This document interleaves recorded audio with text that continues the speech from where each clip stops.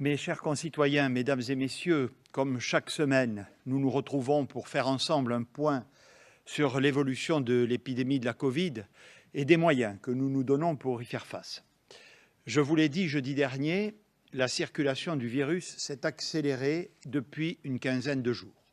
Cette évolution est clairement liée à la progression du variant anglais qui représente maintenant plus de 60% des contaminations dans notre pays. Cette souche est plus contagieuse et donc susceptible d'entraîner une forte accélération des contaminations et donc des hospitalisations si nous ne faisons rien pour enrayer sa dynamique.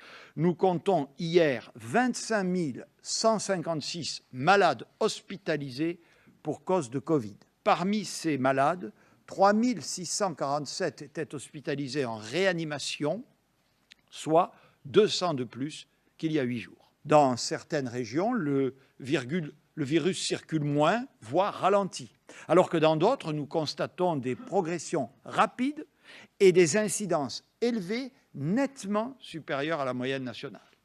C'est pour cela qu'au-delà des règles déjà applicables sur l'ensemble du territoire national, notamment le couvre-feu à 18 h, nous avons décidé la semaine dernière de prendre des mesures spécifiques dans 2 territoires, les agglomérations de Nice et de Dunkerque, qui se sont trouvées rapidement confrontées à une véritable flambée épidémique. L'évolution préoccupante de 20 départements nous a par ailleurs conduit à les placer sous surveillance renforcée et, vous vous en souvenez, à engager une concertation entre les préfets et les élus pour déterminer les réponses les plus appropriées. 3 autres départements, les Hautes-Alpes, l'Aisne et l'Aube, ont connu une progression telle depuis une semaine qu'ils ont franchi le seuil de 250 pour 100 000 et s'ajoutent donc à la liste des 20 départements placés sous surveillance renforcée.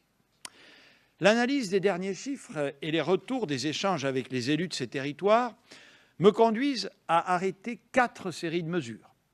La première est d'étendre le dispositif de confinement le week-end que nous avons mis en place à Nice et à Dunkerque à l'ensemble du département du Pas-de-Calais.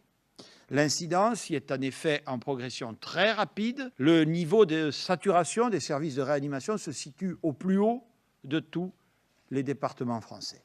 Les règles du confinement s'y appliqueront dès ce week-end, du samedi 8 h au dimanche 18 h. Deuxième mesure, les grandes surfaces commerciales non alimentaires de plus de 5 000 m² seront fermées dans le Pas-de-Calais. Dans les autres départements à risque, les évolutions observées ne justifient pas de prendre à ce stade des mesures équivalentes. Elles appellent cependant des dispositions supplémentaires pour limiter les risques de regroupement et de brassage dans l'espace public ou dans les grands magasins. Ainsi, les grands centres commerciaux ou grandes surfaces commerciales de plus de 10 000 m² et non seulement 20 000 m² comme jusqu'à présent seront fermés. L'obligation du port du masque sera étendue à toutes les zones urbaines de ces départements où elle ne s'applique pas encore. Les préfets seront également invités, en concertation bien sûr avec les maires concernés, à interdire ou à réglementer l'accès de certains sites très fréquentés pendant les week-ends où l'on observe des regroupements de masse, trop souvent sans masque ni distanciation. Je comprends évidemment le besoin de sortir et de se retrouver, notamment avec le retour des beaux jours, mais les images que nous avons vues encore le week-end dernier dans certaines grandes villes, y compris à Paris, ne sont tout simplement pas raisonnables. Par cohérence, les préfets pourront être amenés à interdire les manifestations organisées dans l'espace public, notamment pendant les week-ends, lorsqu'elles présenteront un risque sanitaire avéré au regard de leurs conditions d'organisation. Ces dispositions entreront en vigueur ce vendredi soir à minuit. Nous allons, par ailleurs, accélérer significativement et dès ce week-end la vaccination dans ces 23 départements. 3,2 millions de personnes sont aujourd'hui vaccinées.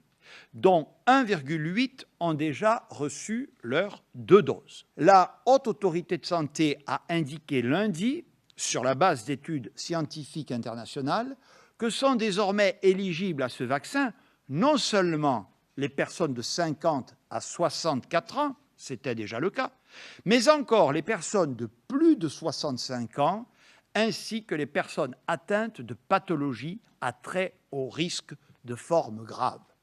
Je vous le dis là encore de la façon la plus claire, ce vaccin est un vaccin très efficace et les réserves qu'il a pu susciter au départ n'ont plus lieu d'être. Je veux vous rappeler qui peut se faire vacciner aujourd'hui, où et comment.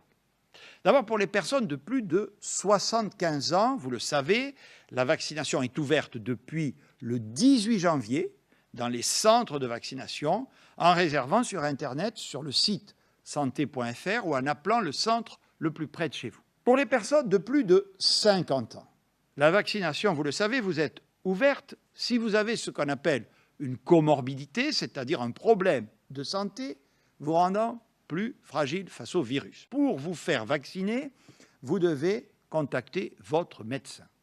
De plus en plus de médecins de ville proposent aujourd'hui la vaccination. Toujours pour les personnes ayant plus de 50 ans et présentant une comorbidité, il vous sera également possible de vous faire vacciner chez votre pharmacien à compter de la semaine du 15 mars, une fois que nous aurons reçu la prochaine livraison de vaccins AstraZeneca. Si vous avez maintenant entre 50 et 74 ans, mais que vous n'avez pas de pathologie particulière, vous pourrez vous faire vacciner à compter de la mi-avril.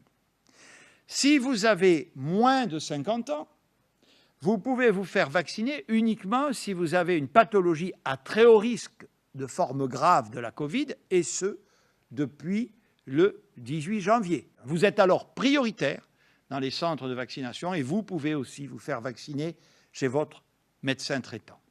Je rappelle enfin que les soignants, médecins, infirmiers, sages-femmes, aides-soignants, aides à domicile, sont éligibles à la vaccination depuis début janvier. J'ajoute enfin 2 recommandations. La première est que nous fassions collectivement l'effort de réduire nos contacts sociaux et familiaux. Deuxième recommandation, j'invite les habitants des 23 départements concernés à ne pas sortir autant que possible de leur département ou de leur région, s'agissant des départements franciliens.